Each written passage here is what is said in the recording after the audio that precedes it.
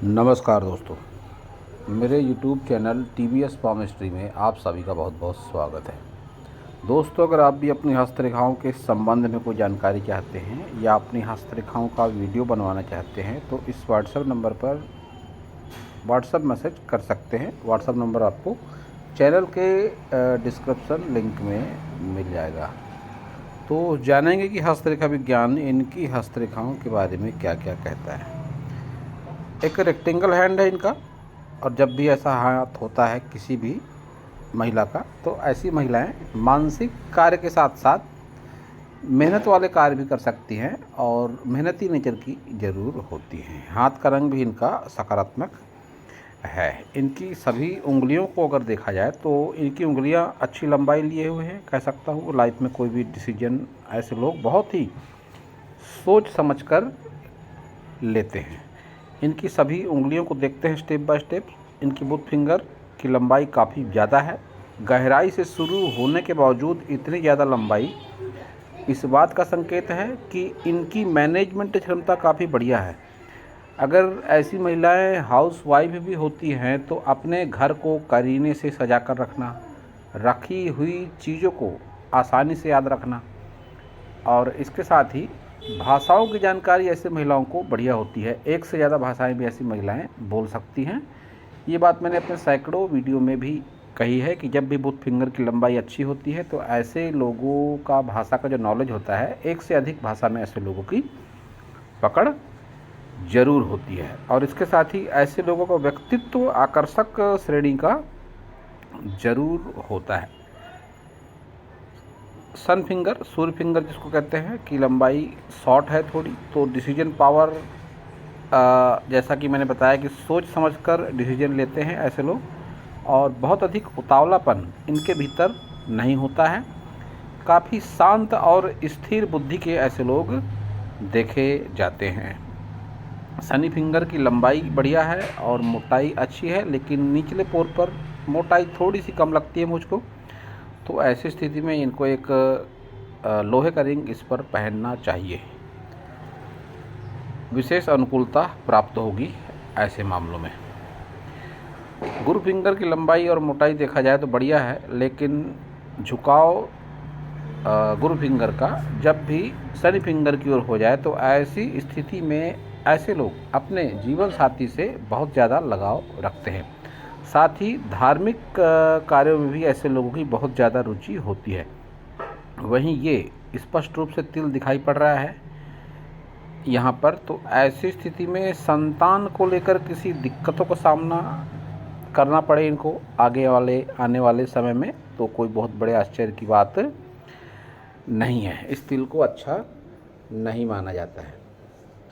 आपके सभी उंगलियों पर खड़ी रेखाएं बहुत बढ़िया क्वालिटी की हैं। इसको बहुत अच्छा माना गया है हस्तरेखा विज्ञान में। जब भी खड़ी रेखाएं हो जाती हैं इस तरह से ज़्यादा की संख्या में, तो ऐसे लोगों का व्यक्तित्व आकर्षक होता है। धन को ऐसे लोग संभाल कर खर्च करने वाले होते हैं, और इसके साथ ही साधारण तौर पर ऐसे लोगों का स्वास्थ्य भी काफ़ी बढ़िया लेवल का जरूर होता है। इनके जीवन के तरक्की के ग्राफ को अगर मैं देखता हूँ तो तरक्की का ग्राफ इनका बुध पर डाउन है। तो ऐसी स्थिति में ऐसे लोग अपने कैरियर से, जॉब से, अपने लाइफ पार्टनर की इनकम से प्रायः संतुष्ट नहीं होते देखे गए हैं। संतुष्टि का लेवल ऐसे लोगों का कम जरूर होता है। थंब स्ट्रेट है इनका, तो साधारण तौर पर ऐसे लोग मितव्ययी होते हैं। रुपए पैसे को संभाल कर खर्च करना इनके अंगूठे से भी दिखाई पड़ता है, और ऐसे लोग बहुत जल्दी किसी के ऊपर विश्वास नहीं करते हैं। इच्छा शक्ति में भी थोड़ी कमी हो सकती है कुछ कारणों से, क्योंकि ये आड़ा कट का निशान है। सुख सुविधाओं की कमी का भी संकेत इस तरह के आड़े कट के निशान को माना जाता है। कोई न कोई सुख सुविधा का साधारण सा जरूर होता है, जिसको लेकर ऐसे लोग संतुष्ट नहीं होते हैं। इनके अंगूठे पर ये इनकम्प्लीट सा बुद्धाज आई है, जो एज 40 के बाद अच्छे परिणाम जरूर देता है। संतान के मामले में, धन के मामले में, और विशेषकर ऐसे लोगों की छठी इंद्रिय भी एक्टिवेट होती है कि होने वाली घटनाओं का पूर्वाभास ऐसे लोगों को हो जाता है। किसी के व्यक्तित्व को आकलन करने की क्षमता ऐसे लोगों की अच्छी ज़रूर होती है। तर्क शक्ति वाला भाग पर भी आड़े कट है, तो कह सकता हूँ कि आपने कंप्रोमाइज़ किया है काफ़ी अपने घर परिवार में रह के, अपनी इच्छाओं को मारा है। अपने व्यक्तित्व में बहुत सारी खूबियाँ होने के बावजूद किसी के सामने अपने आप को कमज़ोर साबित कर देते हैं ऐसे लोग।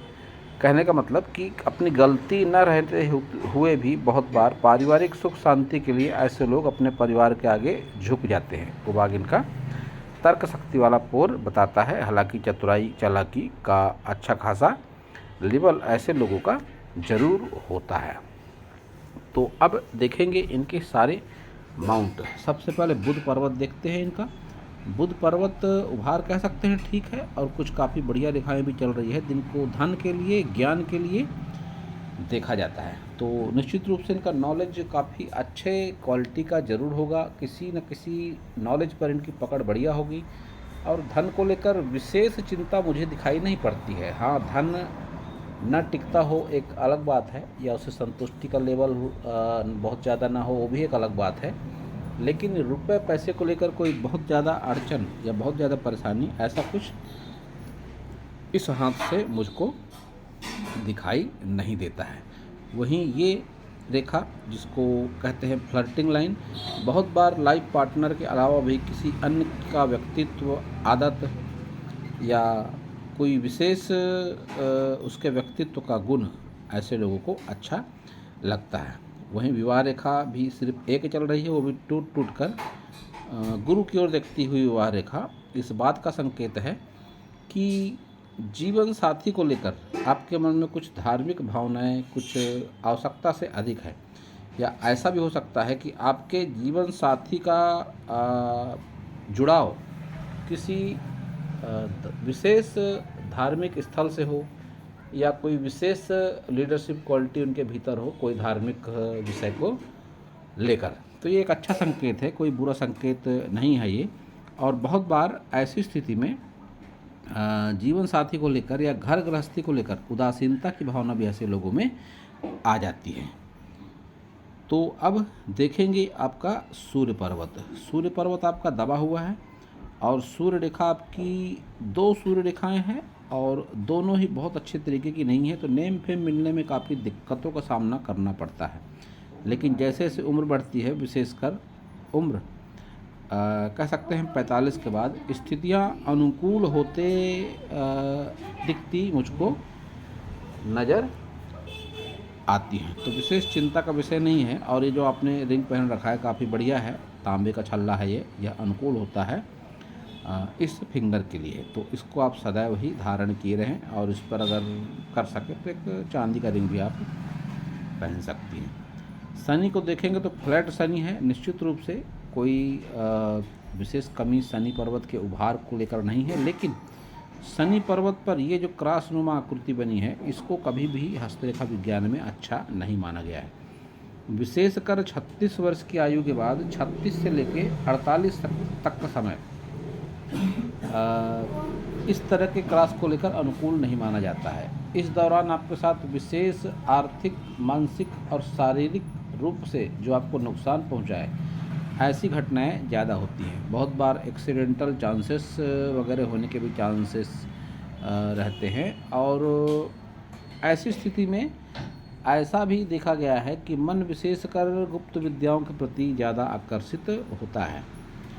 जितने भी इस तरह के विज्ञान होते हैं, हस्तरेखा विज्ञान, टैरो कार्ड, अंक ज्योतिष या विभिन्न तरह की तांत्रिक क्रियाएं वगैरह, ऐसी स्थिति में इस उम्र पर ध्यान ज़्यादा भटकता है। गुरु को अगर देखेंगे आपके, तो गुरु का उभार ठीक है, अच्छा कह सकते हैं। गुरु का उभार इनकम्प्लीट गुरु वाला भी है, और गुरु के तरफ, गुरु से निकलकर शनि की तरफ देखती हुई रेखा इस बात का भी संकेत है कि आपके सामाजिक पूछ परख का दायरा अच्छा खासा जरूर है, कि लोग आपको आपके किसी न किसी गुण की वजह से जानते जरूर हैं। वहीं ये खड़ी रेखाएं बताती हैं कि प्रयासों में आपकी कोई कमी नहीं है, आजीविका को लेकर आप प्रयास भरपूर करते जरूर हैं। और इसके साथ ही ऐसा उभार जब हो जाए, विशेषकर किसी गृहिणी के हाथ में, या किसी सी वुमेन के हाथ में, भले ही वो वर्किंग ही क्यों ना हो, तो ऐसी स्थिति में ऐसे लोगों से खाना वगैरह बहुत बढ़िया क्वालिटी का बनता है। अच्छा खाना खिलाना, अपनी तारीफ़ सुनना ऐसे लोगों को अच्छा ज़रूर लगता है। निम्न मंगल को देखेंगे तो निम्न मंगल का ये दबा हुआ भाग इस बात का संकेत है कि हो ना हो कभी न कभी आपको कोई इस तरह की जो नकारात्मक शक्तियाँ होती हैं उसका भी आपको आभास हुआ हो, या आप इस तरह की कोई चक्कर में पड़ चुकी हो। क्योंकि जब भी निम्न मंगल दबता है तो ऐसी स्थिति में, जैसा कि एक आम भारतीय जनमानस में धारणा है कि भूत प्रेतों का कोई चंगुल या भूत प्रेतों का कोई साया होना, भूत प्रेतों से डर लगना या किसी नकारात्मक शक्ति के प्रभाव में आ जाना, तो ऐसा भी आपके हाथ से दिखाई पड़ता है कि ऐसे भी अनुभव आपको अपने जीवन में हुए होंगे, और नहीं हुए होंगे तो आगे होने के संकेत पूरी तरीके से मुझको दिखाई दे रहे हैं। ऐसी स्थिति में आपको हनुमान जी की विशेष आराधना करनी चाहिए। सुंदरकांड वगैरह का भी पाठ आप कर सकते हैं। शुक्र को देखेंगे तो शुक्र का उभार अच्छा है, और ये नीला पड़ता हुआ भाग, जब भी शुक्र पर्वत नीला हो जाए तो ऐसी स्थिति में ऐसे लोग थोड़े से ज़्यादा अट्रैक्टिव होते हैं, इनकी आकर्षण शक्ति ज़्यादा होती है, इनके आकर्षण में पड़कर बहुत बार लोग इनको प्रपोज तक कर देते हैं। इनके अपने अनुभव होंगे कि बाज़ार मार्केट में जाते समय या राह चलते समय इनको लोग ज़्यादा देखते होंगे। ये इस तरह के नीला जब हो जाता है भाग तो इसका परिणाम होता है। मैंने इस पर एक वीडियो भी बनाया था काफ़ी पहले कि शुक्र पर्वत का भाग नीला, पीला या लाल, ऐसा टॉपिक था उसका। तो शुक्र का नीला होना आपके आकर्षक व्यक्तित्व होने का प्रतीक माना जाता है, और जब भी इस तरह से खड़ी रेखाएं हो जाती हैं शुक्र पर्वत पर तो ये इस बात का संकेत देती हैं कि स्थितियां कैसी भी रहे, आपके साथ कोई न कोई आपका रिश्तेदार, नातेदार, फ्रेंड सर्कल, शुभचिंतक कोई न कोई आपके साथ हमेशा होता ज़रूर है। वहीं ये संजीवनी रेखा इस बात का संकेत है कि कैसा भी विपरीत समय रहा होगा आपके जीवन में, उस नकारात्मक समय से आप निकल गए होंगे। आपको आभास हुआ होगा कि कोई सकारात्मक शक्ति है जो कि आपका भला जरूर चाहती है। केतु को देखेंगे तो एक अच्छी मछली का निशान आपके केतु पर है, लेकिन केतु दबा हुआ है, तो ऐसी स्थिति में ये भी ये बात का संकेत देता है कि नकारात्मक शक्तियों के प्रभाव में आप आसानी से आ सकते हो या आ चुके हो। केतु पर मछली के निशान को विशेषकर 48 के बाद की उम्र के लिए अच्छा माना जाता है। शुभ परिणाम प्रदान करता है। पुश्तैनी जमीन जायदाद से लाभ, अच्छा संतान सुख, धार्मिक कार्यों में मन लगना, इस तरह की बातों को लेकर इस तरह के केतु को देखा जाता है। तो ये एक अच्छी बात है, लेकिन केतु आपका दबा हुआ है तो ऐसी स्थिति में आपको गणेश जी की विशेष आराधना जरूर करना चाहिए। चंद्र को अगर देखते हैं तो चंद्र भी आपकी स्पेस काफ़ी बढ़िया दिखाई पड़ती है मुझको, और वहीं आपकी भाग्य रेखा भी चंद्र से ही है। तो ऐसी स्थिति में मैं कह सकता हूँ कि आपके जो हस्बैंड है, अगर यह दूरी से बनाकर घर से पुश्तैनी अपने मकान से या दुकान से दूरी बनाकर कोई काम करते हैं, या आप भी अपने जन्म स्थान से दूर होकर कोई काम करते हैं, तब भी आपको ज़्यादा अच्छी सक्सेस मिलेगी। तो एक अच्छी बात है, कोई बुरी बात नहीं है, और विशेषकर यात्रा वगैरह के योग ऐसे लोगों के जीवन में ज़्यादा बनते दिखाई पड़ते हैं। और एक बात कह दूं मैं आपको, आपकी बिजनेस लाइन उतनी अच्छी नहीं है, तो विशेषकर व्यापार वगैरह के चक्कर में आप कभी न पड़े। जो आप कोई फ़िलहाल कोई टेलरिंग वगैरह का काम आप कर रही हैं, यही आपके लिए ज़्यादा सूटेबल है। तो जॉब आपके लिए ज़्यादा अच्छी रहेगी। मंगल भी आपका साफ सुथरा है, कोई विशेष नकारात्मक प्रभाव नहीं दिखाई पड़ते मंगल के। अगर ये वास्तव में तिल है तो ऐसी संभावना बनती है कि कोई कोर्ट कचहरी, पुलिस थाना, वाद विवाद वगैरह में आप पड़ जाएं, लेकिन बहुत अच्छे उसके कोई बहुत बुरे परिणाम आपके देखने को मुझे नहीं लगते हैं। वहीं राहु आपका थोड़ा सा डिस्टर्ब है, तो ऐसी स्थिति में आपको राहु के उपाय करना चाहिए। राहु के उपाय में सबसे आसान उपाय मैं सैकड़ों वीडियो में बता चुका हूँ कि स्ट्रीट डॉग की सेवा करना, बुजुर्ग, भिखारी, बीमार, मजबूर ऐसे लोगों के प्रति दया भाव रखना ही एकमात्र उपाय राहु का माना गया है। ये करने से नकारात्मक राहु आपका शांत जरूर होता है। और केतु का दबा उपाय जैसे मैंने बताया, गणेश जी की आराधना करें आप। अगर विशेष कोई दिक्कत होती है, आपके आसपास कोई गणेश मंदिर नहीं है, तो ऐसी स्थिति में आप पूजा जो करते हैं रोज़, उसमें चंदन की खुशबू का उपयोग ज़्यादा करें। चंदन की धूप या अगरबत्ती तो वैसे सूटेबल बहुत नहीं होता है, लेकिन अगरबत्ती भी आप चंदन की जला सकते हैं। इसके भी अच्छे परिणाम आपके जीवन में ज़रूर होंगे।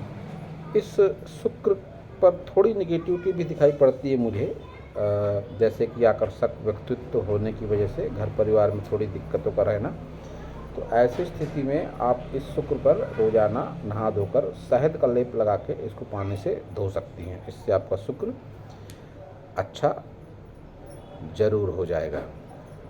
आपके हाथ में धन त्रिकोण बनते बनते रहता दिखाई पड़ता है लेकिन बहुत अच्छा नहीं है, तो धन को रोक पाने में आपको बहुत ज़्यादा परेशानियों का अनुभव ज़रूर होता होगा। ये राहु के उपाय से कवर हो जाएगा, जो मैंने उपाय बताया आपको राहु का, कि बुजुर्ग, गरीब, मजबूर, भिखारी, ये लोगों की सेवा करना और स्ट्रीट डॉग की सेवा करना, उनको रोटी देना, खाना देना, ब्रेड बिस्किट जो भी आप दे सकें, उनके प्रति आप ऐसा सकारात्मक रवैया ज़रूर रखें। यही एक राहु का बहुत ही सरल उपाय है। शनि के उपाय में एक उपाय साधारण सा ये भी है कि आप पीपल के वृक्ष की शनिवार के दिन परिक्रमा कर सकती हैं 7, 11, 21, और पीपल के नीचे शनिवार को दिया भी आप जला सकती हैं। उसका परिणाम आपके गुरु पर भी अच्छा पड़ेगा और शनि पर भी उसका अच्छा परिणाम ज़रूर पड़ेगा, क्योंकि पीपल को गुरु से भी जोड़कर देखा जाता है। तो अब देखते हैं आपकी सारी मेजर लाइनों को। आपकी हृदय रेखा बुध से शुरू होकर निम्न मंगल पर गिरती हुई है, तो जो आपके थोड़े से रिजर्व और गुस्सैल स्वभाव को बताती है। वो आपकी हाथ में मस्तिष्क रेखा ऐसा भी कह सकते हैं कि नहीं के बराबर है, तो आप दिल से ज़्यादा काम लेते हो। मानसिक रूप से आप बहुत अधिक नहीं सोचते हो, लेकिन दिल आपके दिमाग पर ज़्यादा हावी रहता है। लाइफ लाइन आपकी लंबी है, लेकिन आयु के 27 से 28 वर्ष तक आपने विशेष संघर्ष किया है, ये आपकी आयु रेखा बताती है। और आयु आपकी लंबी ज़रूर है। आपके हाथ को देखकर कह सकता हूँ मैं कि आपकी 80 प्लस की आयु ज़रूर रहेगी। वहीं आपके हाथ में ये कुछ ऊपर की ओर ऑफशूट हैं, ये इनको हमेशा अच्छा माना गया है हस्तरेखा विज्ञान में। तो ये देखकर मैं कह सकता हूँ कि एज 50 के बाद में कोई इन्वेस्टमेंट आपके लाइफ पार्टनर हो सकता है करें, जो आपके लिए माइलस्टोन साबित होगा। वहीं ये ऊपर की ओर उठती रेखाएं इस बात का संकेत है कि आयु 35 से 42 वर्ष के आसपास तक आपके जीवन में कोई इन्वेस्टमेंट हुआ होगा, और ऐसा नहीं हुआ होगा तो कोई ना कोई ऐसा व्यक्ति आपके जीवन में आया होगा जिससे आपने काफ़ी लगाव और उससे काफ़ी फ़ायदा भी महसूस किया होगा। जब भी लाइफ लाइन से ऑफशूट निकलते हैं तो इनको इन्वेस्टमेंट के लिए देखा जाता है, और इनको बहुत बार एक अच्छे पार्टनर के लिए भी देखा जाता है कि कोई ना कोई लाइफ पार्टनर, कोई ना कोई पार्टनर जो दोस्त भी हो सकता है, सहयोगी हो सकता है, या अपने जीवन को नई दिशा देने वाला हो सकता है। ऐसा भी कुछ आपके हाथ में दिखाई पड़ता है कि कुछ ना कुछ ऐसा ज़रूर हुआ है आपके साथ में कि इन्वेस्टमेंट किया हो सकता है आपके हस्बैंड ने, कोई रोजी रोज़गार का माध्यम चुना हो, या कोई ना कोई आपकी लाइफ में बेहतरीन व्यक्ति आया हो, ऐसा आपके हाथ से दिखाई पड़ता है। तो ये आपका लेफ्ट हैंड है। आपके मन में विचार आ सकता है कि मैंने आपका राइट हैंड क्यों देखा, राइट हैंड देखकर ही एनालिसिस क्यों शुरू किया। तो मैं ये बात कई वीडियो में बता चुका हूँ कि जब भी कोई वुमेन वर्किंग हो जाती है तो उसका राइट हैंड ज़्यादा एक्टिवेट होता है। तो लेफ्ट हैंड विशेषकर हाउस वाइफ का ज़्यादा देखा जाता है। आप वर्किंग हैं, सिलाई वगैरह का काम करती हैं, इसलिए मैंने आपका राइट हैंड देखकर एनालिसिस किया। अब आपका लेफ्ट हैंड भी देखकर कुछ बातें आपको ज़रूर बताऊंगा। सबसे पहले तो आपने जो भी पहन रखा है इसको आप उतार दें, इसकी आपको आवश्यकता नहीं है। बुध पर ये डॉट अगर है और वास्तव में है, ये धन की कमी का सूचक माना जाता है, तो ये अच्छी बात नहीं है। शुक्र आपका इस हाथ में भी उभार लिए हुए और नीला पड़ता हुआ है, तो जो बात मैंने वो हाथ को देख कर कही कि आकर्षक व्यक्तित्व, जिसके कारण बहुत बार लोग आपके आकर्षण में पड़ जाते हैं। ये बात आपके दोनों हाथ से दिखाई पड़ती है। चंद्र से इस हाथ में भी आपकी भाग्य रेखा है, तो घर से दूर होकर ही भाग्योदय आपके हाथ में लिखा है। ये आपके दोनों हाथ बताते हैं। केतु इस हाथ में भी दबा हुआ है, लेकिन मछली का निशान इस हाथ में भी है, तो पुश्तैनी जमीन जायदाद से लाभ होता है। लेकिन दिक्कत जब दबा हुआ केतु है तो, और इस तरह का मंगल हो नकारात्मक रेखाओं से भरा हुआ, तो फिर नकारात्मक शक्तियों के प्रभाव में आप आ सकते हो या आ चुके हो। ये भी आपके दोनों हाथ बताते हैं। और जब एक जैसे चिन्ह और रेखाएं दोनों हाथों में हो जाते हैं, तो फिर उसके परिणाम भी जीवन में निश्चित रूप से जरूर होते हैं। इस हाथ में आपका धन त्रिकोण काफ़ी हद तक कंप्लीट है, उस हाथ में नहीं है। तो एक बात कह सकता हूँ कि कुछ ऐसे आपके जीवन में वाक़ये ज़रूर हुए होंगे जिसके कारण आपको धन खर्च करने पर मजबूर होना पड़ा, न चाहते हुए भी। क्योंकि लेफ्ट हैंड में कंप्लीट धन त्रिकोण है और राइट हैंड में नहीं है, तो सीधी सी बात है आपने धन खर्च किया है अनावश्यक रूप से। तो ऐसे भी संकेत आपके हाथ में दिखाई पड़ते हैं। राहु इस हाथ में भी आपका ठीक नहीं है, तो राहु के उपाय आपको करने की आवश्यकता है। सूर्य और शनि भी इस हाथ में ठीक नहीं है, तो जो बात मैंने पिछला हाथ देखकर कही वो बात इस हाथ पर भी लागू होती है। तो आपको शनि के, सूर्य के, राहु के उपाय करने की आवश्यकता ज़रूर है। तो दोस्तों यह था इस हाथ के विषय में मेरा हस्तरेखा का ज्ञान। अगर आपको मेरा वीडियो अच्छा लगा हो तो आप मेरे चैनल को सब्सक्राइब करें, मेरे वीडियो को लाइक करें, शेयर करें, कमेंट करें, और पूरा वीडियो देखने के लिए आप सभी का बहुत बहुत धन्यवाद।